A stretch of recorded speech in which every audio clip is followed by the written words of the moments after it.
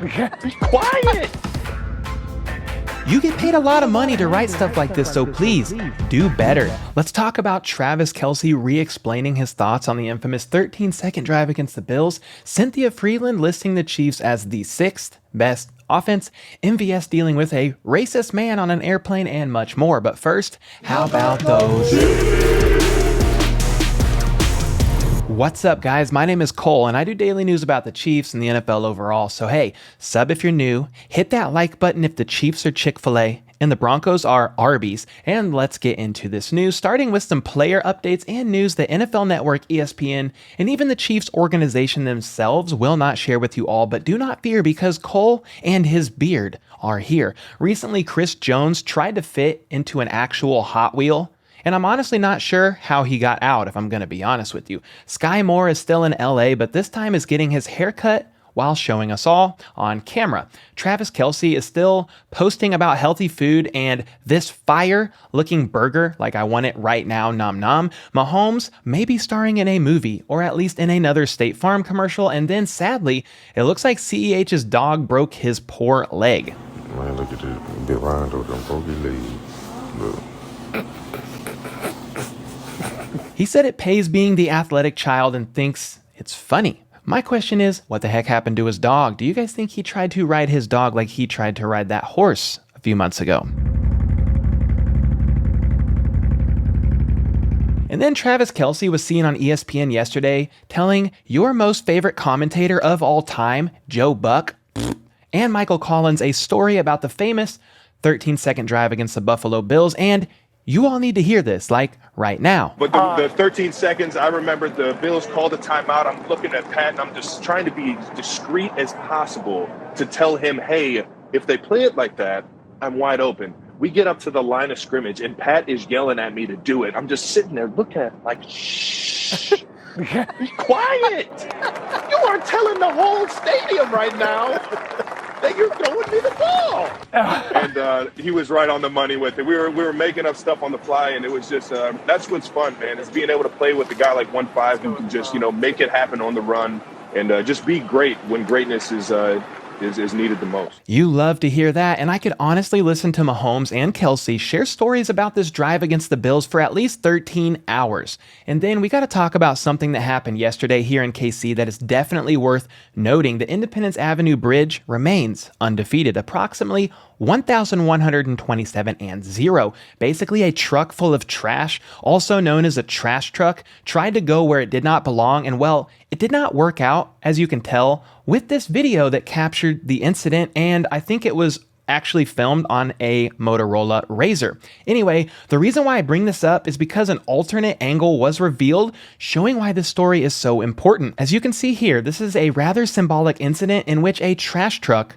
represents the rest of the AFC West teams that are a bunch of trash cans, and the bridge represents the Chiefs, who have owned the division for 6 years running. These three teams are just barreling ahead, thinking all is well in life with the moves they made to load up this offseason and beat the Chiefs, and well, the Chiefs do what the Chiefs do, and that is win games when it matters, unless it's against the Bengals, but I digress. And let's move on. Let's talk about Mike Kafka here for a moment. The Chiefs lost him to the New York Giants in 2022, and Kafka's decision to join the Giants as OC under the new head coach Brian Daboll was the first significant departure from the Chiefs coaching staff since Matt Nagy left to join the Bears following the 2017 NFL season. And it's a bit ironic to note that once Kafka left, Nagy returned to the Chiefs. Maybe they were allergic to each other or something. I'm not really sure. Anyway, it also came as a bit of a surprise as many viewed Kafka as the offensive coordinator in waiting for the day when Eric Bieniemy eventually left to pursue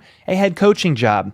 Well, I'm pretty sure Kafka knew he'd be waiting a while on that one, so he was more than likely looking for a promotion elsewhere for a little bit, let's be honest here. But he was interviewed by the media yesterday, and he spoke a bit on the Chiefs and why he left KC that I found worth noting here. He was asked if coming to New York was a tough decision after spending 5 seasons with the Chiefs, and he responded, yes, the Chiefs are a great team. It was an awesome experience, but this opportunity was something that was special to me and my family. It wasn't just something I took on a whim. I wasn't just going to go to any team. It had to be built the right way with the right people. Well, isn't that a safe answer Mike Kafka. But of course, I have a lot of great relationships and great people in the Chiefs organization, and I respect them and have a lot of respect for the coaching staff and the guys there. And as the OC, he would like to be able to call the plays, but doesn't know for certain whether he or Dable will call plays for the Giants. Well, y'all better figure it out soon. You've been there like 3 months, bud.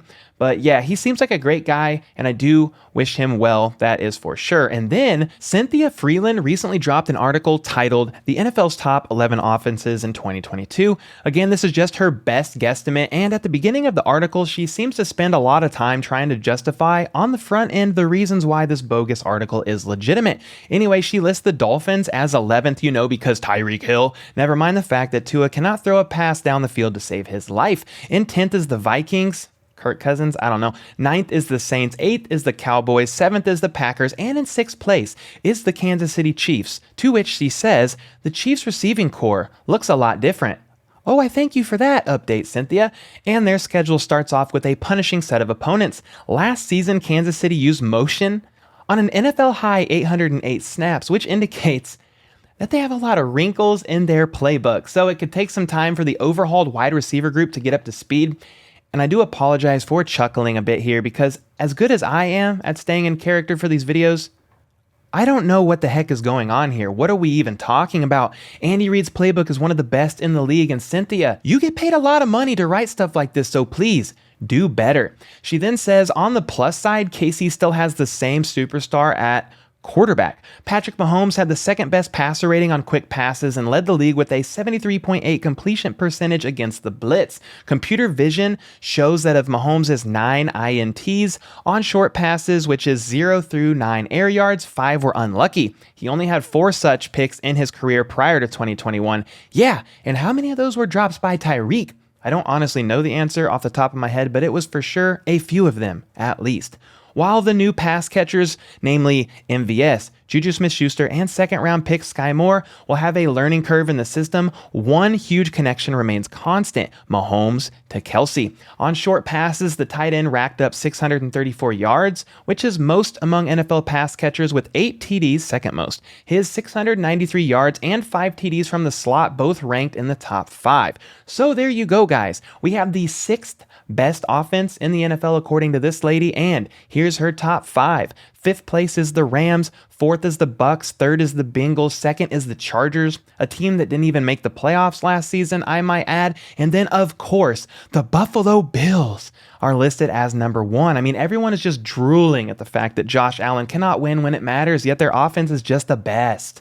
And then, staying on coaching news here for a moment, the Chiefs have selected offensive coordinator Eric Bieniemy and Senior Director of Pro Scouting, what a title, Tim Terry to represent the club for a new coaching and front office accelerator program at league meetings next week.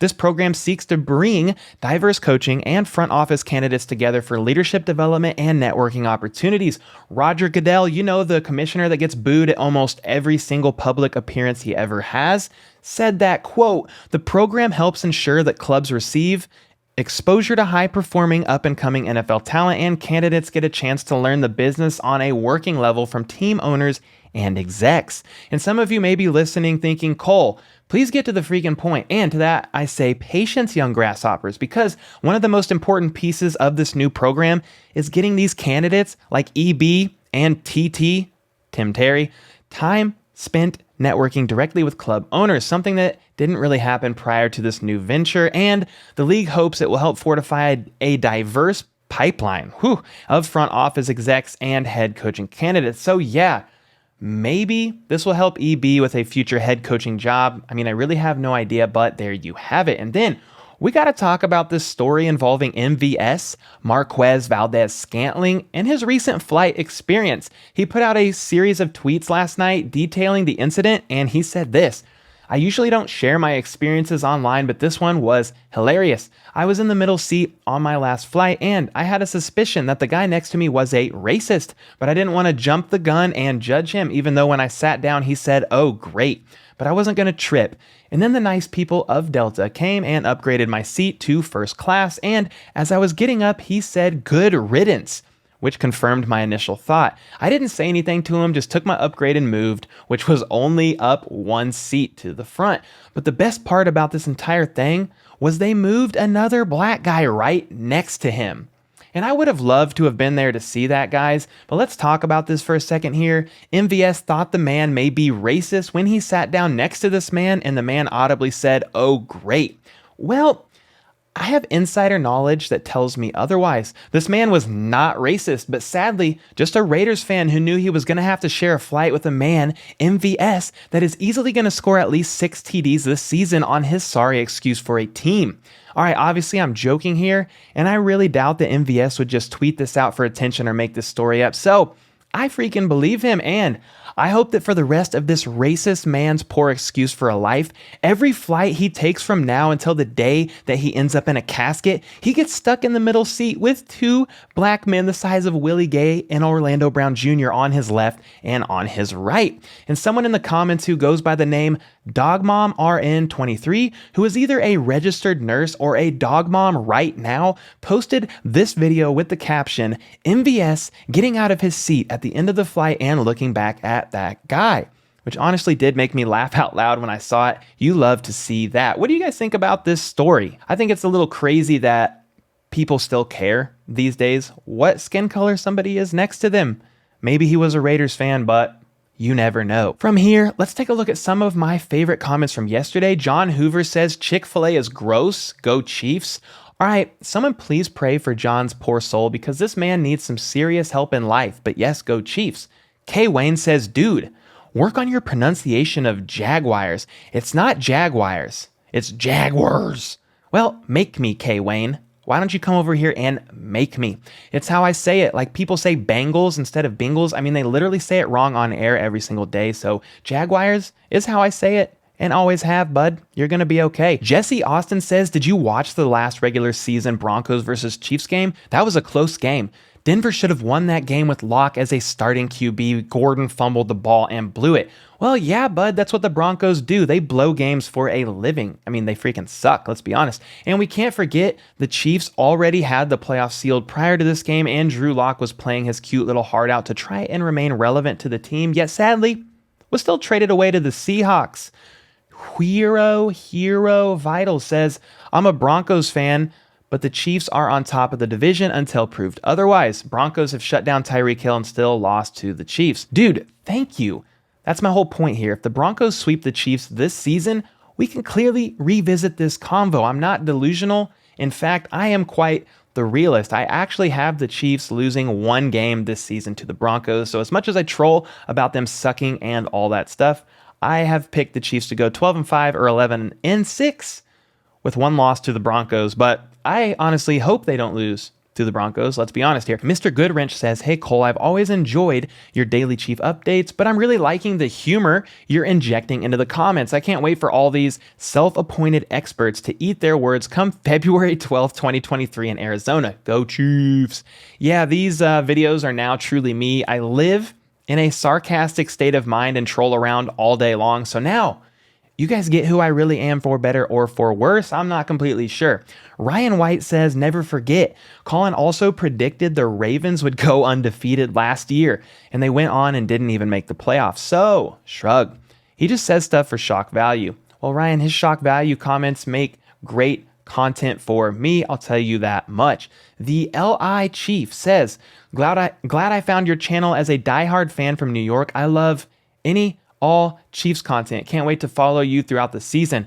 Welcome, bro. Glad to have you here. This season's coverage is going to be nuts. The Chiefs YouTube takeover from How About Those Chiefs has begun. Let's go.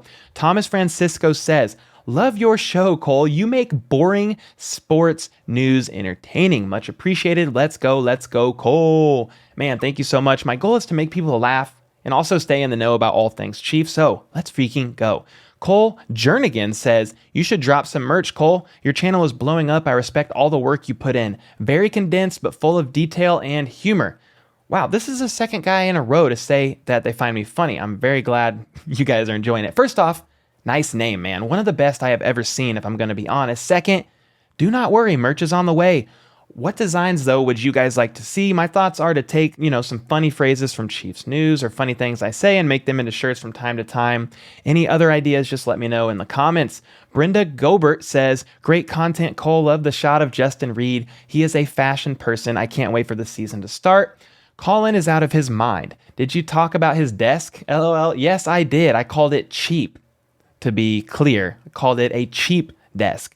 I sent this clip to Justin's mom. She's under the weather. Have a nice day. Okay, so if I remember right, this is Justin Reid's aunt. So she comments on my videos from time to time since we drafted him, and she seems like an awesome lady. And I hope Justin's mom gets to feeling better. Tell her that we at Chiefs Kingdom certainly wish her well. Civil Unrest says, there's the Chief Maniac Cole. Another banger dropped on the Kingdom. Thank you, brother. We love the content. First off, why are you yelling at me? Nah, I'm just playing. Thanks so much, bro. Let's get it. JSYK, Far From Basic, I love that name, says, from Louisiana to Kansas City, love the Chiefs and your channel. Don't usually subscribe to channels much, but you got it. Rock on, brother. Kyle Smith says, new subscriber here. My buddy suggested your vids and I'm already a fan. Definitely need to figure out a way to go to a game together. Let's go. Casey Stafford says, Cole, I love your channel. It's the best information on the best team in the NFL. How about those Chiefs? Thanks everybody for the encouraging words. I appreciate all the new subs. I appreciate just everybody with the positive feedback and even the constructive feedback. I'm a man, I can take it. So thanks to everybody for that. And I'm going to end it on this one. Angry Drunken German says, and if we're adding spice to the drive-thru, give me some heat on that half-pound Arby's roast beef sandwich. And to that, I have to say this. Do people actually still eat at Arby's? I probably haven't eaten there since the Chiefs lost the AFC West. It's been quite a while. Let me know about that one. Make sure to leave a comment below to potentially be featured in an upcoming vid. Sub for more daily news like this, and check out this video in this area here from yesterday where I basically go off on David Carr and Colin Cowherd for the entire video. So until next time, let's go. How about those?